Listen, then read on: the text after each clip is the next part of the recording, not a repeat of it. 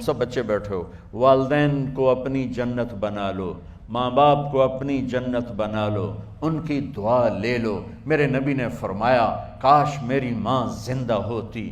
ماں کا خاص طور پر منشن کیا، میری ماں کیوں کہ باپ کو تو دیکھا ہی نہیں، اور ماں کو دیکھا ہے 6 سال۔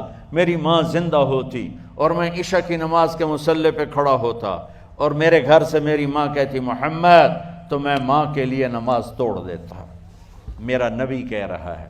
اور جب آپ حج پہ تشریف لے گئے اور ابوا کے میدان سے گزرے جہاں میرے نبی کی والدہ کا انتقال ہوا تھا، اس بات کو 57 سال گزر چکے ہیں۔ 6 برس کی عمر میں مدینہ سے نکلے 3 افراد، میرے نبی کی ماں، میرے نبی کے والد کی باندی ام ایمن، وہ بھی ماں ہیں، انہوں نے بھی دودھ پلایا تھا میرے نبی کو۔ 2 مائیں ہیں، ایک دودھ پلانے والی، ایک پیدا کرنے والی، اور ایک میرے نبی ہیں۔ جب ابوا کے پہاڑوں میں پہنچے تو اچانک ہارٹ اٹیک سے حضرت آمنہ 25 سال کی عمر میں انتقال فرما گئیں، اور میرے نبی نے اتنا اس کا غم لیا۔ 6 سال کا بچہ، میں سن 2000 میں وہاں گیا تھا، میرے آنسو نہیں رکنے کو آ رہے تھے کہ کہاں میرے نبی کی ماں کو اللہ نے اٹھایا، نہ کوئی آسرا، نہ کوئی سہارا، نہ کوئی رشتہ، نہ کوئی جھولی، نہ کوئی چھاؤں، ایسے تنہا یتیم کر دی۔ جب ان کو پتھروں میں دبا کے نیچے اترے، ام ایمن کو سے ہاتھ چھڑا کر بھاگے اور اوپر پہاڑی پہ چڑھ گئے۔ جب ام ایمن پیچھے گئیں تو ام ایمن نے کیا دیکھا کہ ابوا کے پہاڑ بھی رو رہے ہوں گے، آپ ماں کی قبر کو چمٹ کے ایسے اوپر لیٹے ہوئے تھے، قبر کو پکڑا ہوا تھا، اوپر لیٹے ہوئے تھے۔ جب ام ایمن قریب آئیں تو سنا آپ کہہ رہے تھے اماں جی، آپ کو تو پتا تھا آپ کے سوا میرا کوئی نہ تھا، آپ مجھے چھوڑ کے کہاں چلی گئی، کیوں چلی گئی؟ 6 سال کا بچہ پہلی موت دیکھ رہا ہے تو ان کو سمجھ میں نہیں آ رہا کہ میری ماں کے ساتھ ہوا کیا ہے۔ ام ایمن نے اٹھانا چاہا، آپ نے اٹھنے سے انکار کر دی۔ اس صدمے کو سینے میں لیے ہوئے 57 سال کے بعد، 7ویں دن بندہ رو نہیں سکتا، رونا ہی چاہے تو رونا نہیں آمدا، 57 سال کے بعد آپ اس وادی سے گزرے، اپنے اونٹنی کو ماں کی قبر کی طرف موڑ دیا، اور ان پلرز کو 3 گنا کرو تو وہ پہاڑ بنتا ہے، چھوٹی پہاڑی تھی۔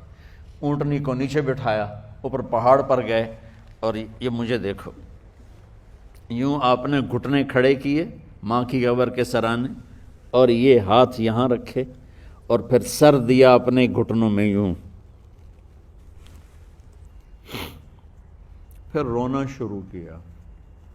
اتنا روئے، اپریل کا مہینہ تھا، دھوپ سر پہ پڑ رہی تھی، ہم تو ٹھنڈی دھوپ میں بیٹھے ہیں، شدید دھوپ میں بیٹھے تھے، اور اس کنڈیشن میں یہ بچوں کا سٹائل ہوتا ہے، جب لمبا رونا ہو تو وہ یوں بیٹھتے ہیں سر اندر دے کر۔ اتنا روئے کہ آپ کی داڑھی ساری آنسوؤں سے بھر گئی، سینہ تر ہو گیا، احرام تر ہو گیا، اور کئی گھنٹے بیٹھ کے روتے رہے۔ 2 جہان کے سردار ہو کر تمنا کر رہے ہیں کاش اماں تو زندہ ہوتی، تو مجھے کہتی محمد میں تیرے لیے نماز توڑ دیتا۔ اور میرے نبی نے، یہ بچیاں غور سے سنو، میرے نبی سے پوچھا گیا یا رسول اللہ قیامت کب آئے گی؟ آپ نے فرمایا یہ تو اللہ کو پتہ ہے۔ نے کہا یا رسول اللہ کوئی نشانی بتا دیں؟ تو آپ نے فرمایا جب بچیاں ماؤں کو ذلیل کریں گی تو قیامت آ جائے۔ جب بیٹیاں ماؤں کے ساتھ بدتمیزی کریں گی اور ماؤں کو ذلیل کریں گی تو قیامت آ جائے گی۔ ایک ماں بیٹی کو میں بھول نہیں سکتا، ماں کے موٹے موٹے آنسو گر رہے تھے، اور بیٹی ماں سے کہہ رہی تھی بھوک نہیں، ہماری اپنی پنجابی زبان بھوک نہیں، اوئے ہوئے ہوئے ہوئے، یہ تو ہم نوکر کو کہتے ہوئے ڈرتے ہیں، وہ ماں سے کہہ رہی تھی بھوک نہیں، یعنی بکواس نہ کر، روا کے چپ، صرف آنسو اس کے گر رہے تھے ایسا۔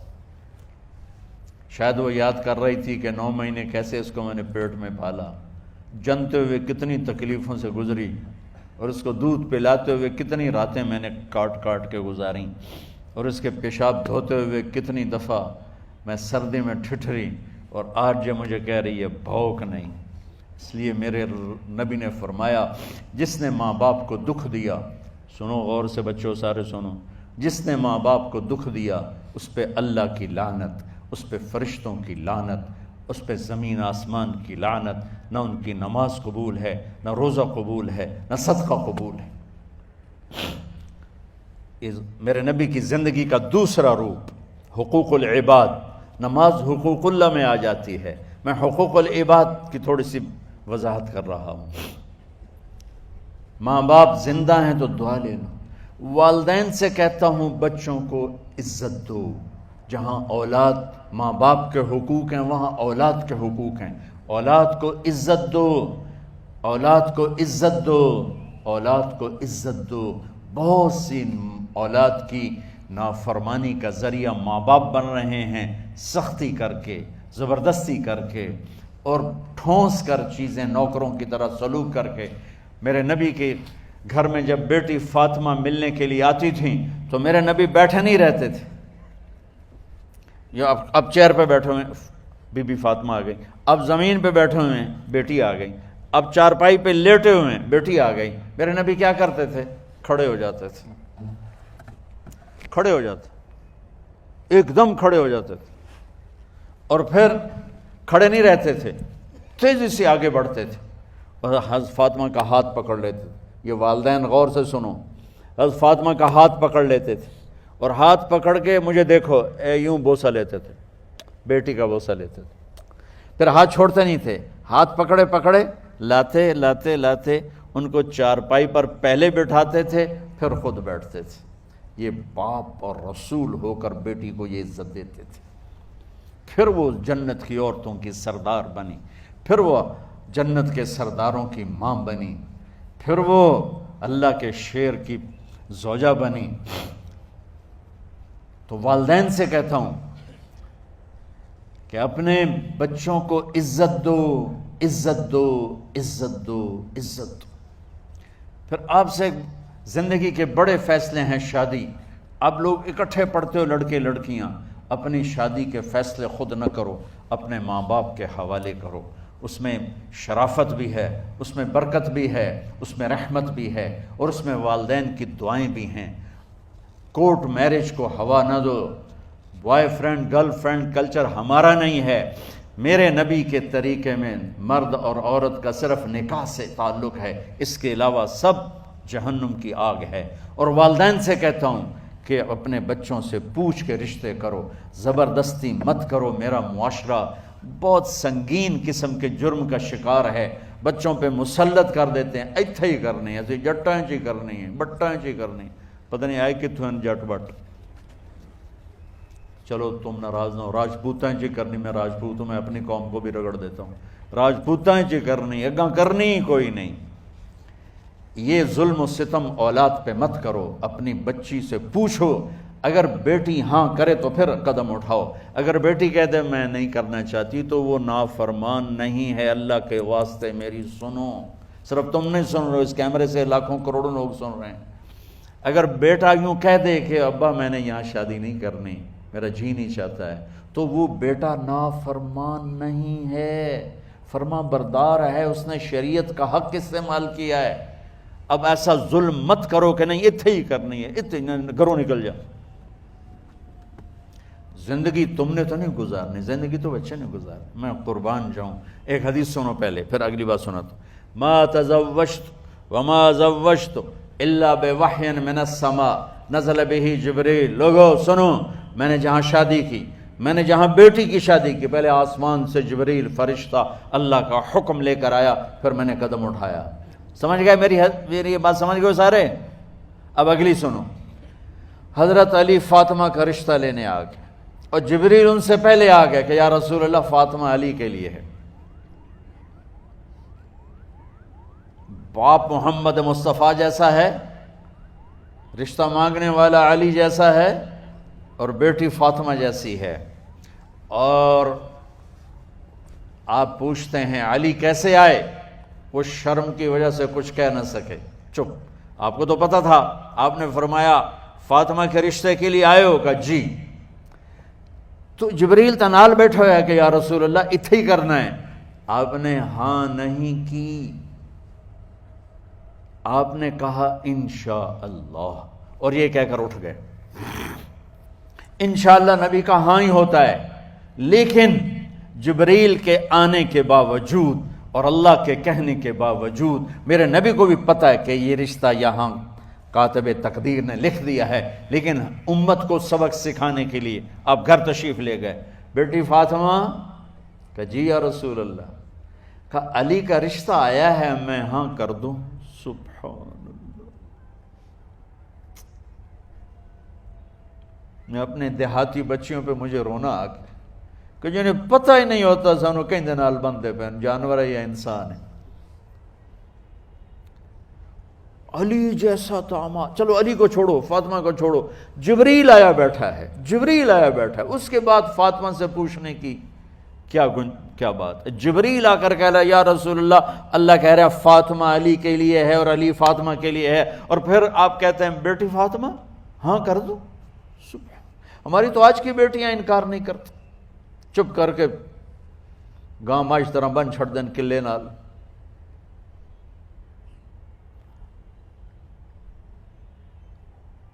کوئی ان کے اندر کے جذبات کو سننے والا کوئی نہیں ہوتا، اپنی انانیت پر یہ فیصلے کرتے ہیں، اور میرا نبی کہہ رہا بیٹی ہاں کر دو۔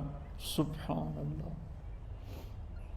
آپ کا کیا خیال ہے، فاطمہ نے انکار کرنا تھا؟ یہ تو یہ بیٹیاں نہیں انکار کرتی تو فاطمہ نے کہاں کرنا تھا؟ لیکن یہ سبق دینا تھا ان والدین کو جو نادانی میں نادانی کے فیصلے کر کے اولاد کو ہمیشہ ایک ٹھنڈی آگ میں دھکا دے دیتے ہیں۔ حضرت فاطمہ رضی اللہ تعالیٰ عنہا نے جب ہاں کی، پھر آپ باہر نکلے۔ اچھا مزے کا واقعہ ہو، حضرت علی اٹھ کے باہر نکلے تو صحابہ باہر کھڑے انتظار کر رہے تھے کہ کیا ہوا۔ حضرت علی کو بھیجنے والے تھے عبد الرحمن بن عوف۔ پہلے ابو بکر گئے تو آپ نے انکار کر دیا، عمر گئے رشتہ مانگا، آپ نے انکار کر دیا۔ عبد الرحمن بن عوف نے علی سے کہا آپ جائیں، آپ کا رشتہ رد نہیں ہوگا۔ کہنے لگے میرا تو ذاتی گھر بھی کوئی نہیں، مجھے کہاں سے رشتہ ملے گا، میں تو بالکل غریب ہوں۔ کہ نہیں تم جاؤ۔ تو واپس آتے انہوں نے عبد الرحمن بن عوف پہ چڑھائی کر دی، ویکھیا ہے نا تو مینوں گلے آئی، انکار ہو گیا۔ تو صحابہ نے پوچھا کیا ہوا؟ کہا کچھ کہا ہی نہیں، چپ کر کے اٹھ گئے۔ تو عبد الرحمن بن عوف کہنے لگے کچھ بولے صحیح، کہ بس اتنا کہا انشاءاللہ، کہا تو مبارک ہو، نبی کا انشاءاللہ ہاں ہوتا ہے۔ کہا اچھا، تو اتنے میں آپ باہر تشریف لے۔ کہا علی، کہا جی، کہا لو بلاؤ، لوگوں کو بلاؤ۔ ساری مسجد بھر گئی، آپ کی ساری مسجد فل ہو گئی۔ آپ ممبر پہ کھڑے ہوئے، علی کو سامنے بٹھایا، کہا لوگو یہ جبریل میرے پاس اللہ کا پیغام لائے ہیں کہ میں فاطمہ بنت محمد کا نکاح علی کے بن ابی طالب کے ساتھ کر دوں۔ پھر آپ نے خطبہ پڑھا اور کہا کہ علی، ہائے ہائے ہائے، میں نے فاطمہ بنت محمد کو 400 درہم مہر کے عوض تیرے نکاح میں دیا، تو نے قبول کیا؟ حضرت علی نے زور سے نعرہ لگایا میں نے قبول کیا، اور سجدے میں چلے گئے، اللہ کا شکر کا سجدہ ادا کیا۔ پھر میرے نبی نے وہیں سارے مجمع کو شہد کا شربت پلایا اور تازہ کھجوریں کھلائیں۔ اور پھر جب رخصتی ہوئی تو آپ نے حضرت علی سے فرمایا کہ آپ آ کے لے جاؤ۔ پھر آپ نے حضرت ام سلمہ، حضرت حفصہ اور جناب حضرت عائشہ رضی اللہ تعالیٰ عنہ، ان تینوں کو بلا کر فرمایا تمہیں پتہ ہے نا مجھے فاطمہ سے کتنا پیار ہے، تو تم فاطمہ کو دلہن بناؤ، اس کی تیاری کرواؤ، اسے دلہن بناؤ۔ تو ان تینوں نے حضرت فاطمہ کو دلہن بنایا۔ پھر آپ نے حضرت علی کو پیغام بھجوایا، وہ تشریف لائے، اپنی اونٹنی لے کر آئے، حضرت عقیل ساتھ ہے، سلمان فارسی ساتھ ہے، اور دروازے پر اونٹنی بٹھائی، آپ علی کو اندر لے گئے اور یوں فاطمہ کا ہاتھ پکڑ کے علی کے ہاتھ میں دے کر فرمایا علی تمہیں نبی کی بیٹی مبارک۔ سبحان۔ پھر آپ نے کہا میری بیٹی فاطمہ، مجھے اپنے خاندان میں جو سب سے زیادہ محبوب تھا میں نے تیرا ہاتھ اس کے ہاتھ میں دے دیا ہے۔ والدین سے کہتا ہوں اپنے نبی کی زندگی پڑھو۔ میرا درد ہے کہ ہماری ثقافت میں اسلام داخل نہیں ہوا، ہمارے عبادت میں اسلام آ گیا، بہت سارا مجمع مرد عورتوں کا نمازی ہے، حاجی ہے، عمرے کرتے ہیں، لیکن ثقافت میں نبوت کی جھلک دکھائی دے، ثقافت میں اللہ کا نبی دکھائی دے، وہ نہیں ہے۔ زندگی بیت گئی اس انتظار میں، مدت سے لگ رہی تھی لب بام ٹک ٹکی، تھک تھک کے گر گئی نگہ انتظار آج، پتہ نہیں کب صبح ہوگی۔ چلو کہتے تو جائیں مجھے ہے اگرچہ بت ہیں جماعت کی آستینوں میں، مجھے ہے حکم اذان لا الہ الا اللہ۔ والدین کے ذمہ ہے اولاد کو عزت دینا، ان کے سب سے بڑی خواہش میں ان کا احترام کرنا کہ زندگی انہوں نے گزارنی ہے، اور آپ کے ذمہ ہے والدین کے آگے سر جھکا دینا۔ اللہ کے واسطے کورٹ میرجز اور خفیہ شادیاں یہ نہ ہماری ثقافت ہے نہ یہ انسانیت ہے۔ ہمیشہ دکھ دردوں میں زندگی گزرتی ہے کہ اصل زندگی تو موت کے بعد آنے والی ہے۔ تو والدین پڑھیں شریعت کو، اولاد بھی پڑھے اپنے نبی کی زندگی کو۔ ایک شخص حضرت عمر کے پاس آیا ایک بیٹے کو لے کر، کہا امیر المومنین یہ میرا بیٹا بڑا نافرمان ہے اور مجھے بہت تنگ کرتا ہے۔ حضرت عمر کے پاس لاٹھی ہوتی تو انہوں نے یوں اٹھائی، وہ کہنے لگا حضور معافی دیا جائے، ایک میری گل سن لو۔ آپ نے فرمایا کیا؟ کہنے لگا ماں پیو دے بڑے حق ہیں، بالکل ٹھیک ہے، پر کوئی ساڈا حق بھی ہے ماں پیو تے؟ آپ نے کہا ہاں۔ آپ نے کہا ہاں۔ کہنے لگے ذرا وہ بتا دیں۔ کہا پہلا حق ہے اچھی ماں تلاش کرے، نیک عورت تلاش کرے۔ دوسرا حق یہ ہے نام اچھا رکھے۔ تیسرا حق یہ ہے اس کو قرآن کی تعلیم دے۔ کہا جی پھر سن لو حضرت جی، میرے پیو کو پوچھو اس حبشی عورت نال شادی کر کے مینوں حبشی ماں دیتی، انہوں کوئی عرب ماں ہی نہیں لتی۔ میرا پہلا حق اس مارے ہے۔ دوسرا سن لو، اس نے میرا نام جولان رکھا ہے، جولان گندگی کے کیڑے کو کہتے کہ اس نے میرا نام جولان رکھا ہے۔ اور تری سن لو، اس آج تے مینوں قرآن دی شکل نہیں وکھائی۔ حضرت عمر ہوئی سوٹا وہ دے سر تے پھیر دے کہ پہلے تیری مالش کراں پھر ایدی کر سکتا۔ تو آج کے والدین بھی اپنی اولاد کے بارے میں بہت بہت بہت غافل ہیں، اور اولاد کا بھی حال یہی ہے، چونکہ ماں کیا ہے، باپ کیا ہے، اولاد کیا ہے، یہ شریعت، یہ قرآن بتاتا ہے، یہ میرے نبی کی زندگی بتاتی ہے۔